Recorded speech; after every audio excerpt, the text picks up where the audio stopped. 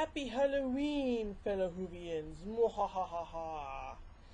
Well, hope you're having a good Halloween so far. I wish I was, but yeah, what you gonna do? So today, we're gonna be taking a look at a not so scary episode, but what you gonna do, I guess. So, let's take a look at Attack of the Cybermen. In the sewers of London, two workers are attacked by an unseen force. The six doctors attempt to repair the TARDIS' systems, in particular the chameleon circuit, which enables the ship to alter its external form to something more suitable than the police box, cause the ship to behave chaotically in flight. Oh no! The Doctor eventually manages to pilot the TARDIS to Earth in the year 1985, where he shows Perry Haley's comet, although she's more worried about the prospect of crashing into it. And no, in this story, or even probably sometime before it, the Doctor still never apologizes for nearly strangling Perry to death in the previous episode. Urgh! Anyway, on Earth, the former Dalek mercenary Leiden from Resurrection of the Daleks has apparently taken up a new life as a London gangster, and is piloting a £10 million diamond raid with his cohorts Griffiths, Payne, and Russell. The four intend to enter the bank through the same sewers where the workmen were ambushed. The Leiden activates a strange transmitter before they enter. This is a message stress signal that the Doctor picks up, and he lands the TARDIS in a scrapyard in Totter's Lane to investigate. That sounds rather familiar, doesn't it? The TARDIS changes shape to a rather conspicuous ornamental dresser. Okay. After searching the area, he determines that the transmitter is a dummy, and returns the TARDIS to find the real source. They arrive at the sewer entrance, where the TARDIS reshapes itself into an organ, and finds the transmitter, but held up by two policemen who are under Leiden's control. In the sewers, Payne falls behind the other three, and is beaten to death by the force that attacked the workers. Leiden and the others come to a dead end, and find a Cyberman approaching them. Oh no! Griffiths shoots it, but Leiden disarms him and surrenders to the Cybermen, who have a base in the sewers. Russell flees, encounters the Doctor and Perry, and reveals himself to be an undercover police officer who was investigating Leiden. On the Cybermen's adopted home world of Telos, two slaves, Bates and Stratton, escape from their work party and decapitate a Cyberman. They use this helmet to disguise Stratton as a Cyberman and enter cyber control. The Cybermen have captured a time-traveling vessel from Bates and Stratton, who intend to reclaim it and escape from Telos. The Doctor, Perry, and Russell return to the TARDIS, where they are ambushed by the Cybermen, who have brought Leiden and Griffiths with them. Russell manages to kill two of them, but is then killed himself, and the Cyber Leader orders the other Cybermen to kill Perry. Dun dun dun! The Doctor threatens to self-destruct the TARDIS if the Cybermen do not release Perry. The Leader agrees to spare their lives, and reveals the Cyber Controller, whom the Doctor had previously thought destroyed, is still alive on Telos. The Doctor is forced to set a course for Telos, and is imprisoned when the TARDIS has rooms along with Perry, Leiden, and Griffiths. During the journey, he tells Perry and Griffiths the history of Telos and its former inhabitants, the Cryons, whom the Cybermen wiped out in order to use their refrigerated cities to keep themselves in cryogenic stasis. The Doctor knows that Leiden seems oddly familiar with the history of the Cybermen, Telos, and the Cryons. That's true. On Telos, most of the hibernating Cybermen have become damaged, and go on a rampage destroying anything in their path when revived. The TARDIS arrives, but in the depths of the Cybermen's cryogenic tombs rather than in cyber control. Just as the Cybermen prepare to take the four there, a damaged Cyberman breaks out of its tomb and destroys another Cyberman, before the Leader disposes of it. Leiden, Griffiths, and Perry escape in the confusion, but the Doctor does not. Oh no!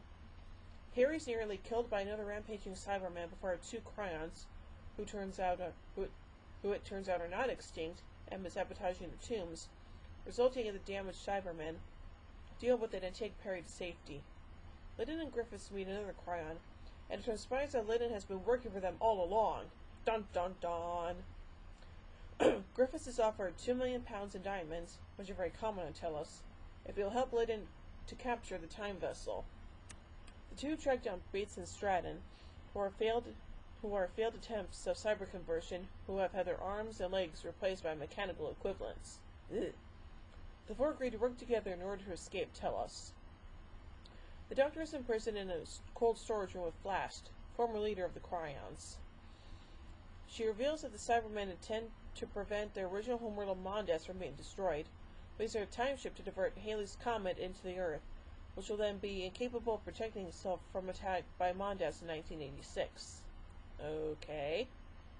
The Doctor is shocked to realize that he has been sent by the Time Lords to avert the situation. The cold storage room contains a supply of isotal, a mineral that becomes a powerful explosive when raised significantly above freezing point. The Doctor uses some to dispose of a guarding Cyberman, and gives Flask a sonic lance to help heat up the isotal to detonate the detonation point before he escapes. Okay, sonic lance, and the Doctor never uses it. That could have been a good replacement for the sonic screwdriver, but no. Flask puts the sonic lance in a box of isotal, which she then hides away, and shortly afterwards the Cybermen arrive and, suspecting that she helped the Doctor escape, throw her out into the much warmer corridor, where her blood quickly boils away and she dies. Oh no! Lyddon, Griffiths, Bates, and Stratton get through Cyber Control, but Lyddon is captured near the landing pad. The Cyber Controller demands that Lyddon tell him his plans, and when he refuses to do so, he has two other Cybermen torture him by crushing his hands. Ew. Lyddon still refuses to talk, and the controller orders that he be converted into a Cyberman. The other three make it to the landing pad, but a Cyberman emerges from the time ship and kills them. In the meantime, the Doctor reclaims the TARDIS and the Cryons return Perry to him. Yay! However, they also reveal that Lyddon was working for them all along, rather than Cybermen as the Doctor assumed, and he agrees to try to save them. And the TARDIS arrives at Cyber Control, where the Doctor finds a partially converted Lyddon who begs the Doctor to kill him. The Doctor tries to free him, but the controller arrives with a gun. Lyddon attacks the controller, who kills Lyddon. The Cyber Leader and his lieutenant arrive, but end up killing each other in the crossfire. The Doctor grabs the gun and shoots the controller, finally destroying it. The Doctor, feeling guilty at having misjudged Lyddon and Perry, escape in the TARDIS. Seconds later, the rigged box of isotal detonates, setting off a chain reaction of explosions that obliterate Cyber Control and the tombs.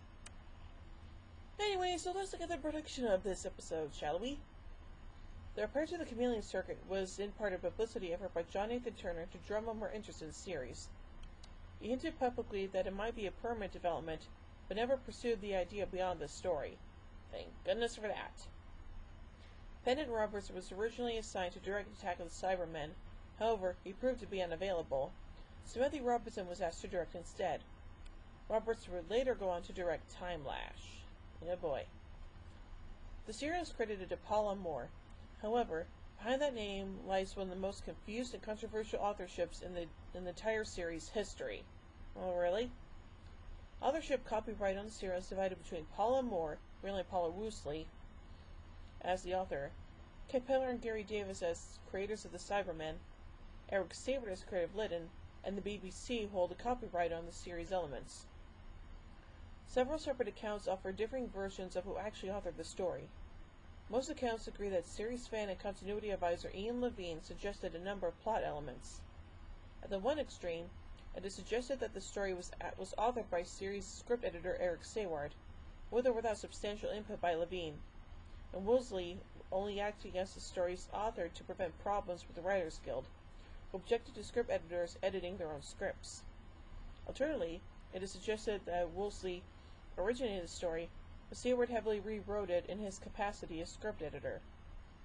Levine himself claims that Saward wrote the dialogue to Levine's story and plot, that Woosley, quote, did not write one single word of that script. Saward has fully denied this in an interview with Doctor Who magazine.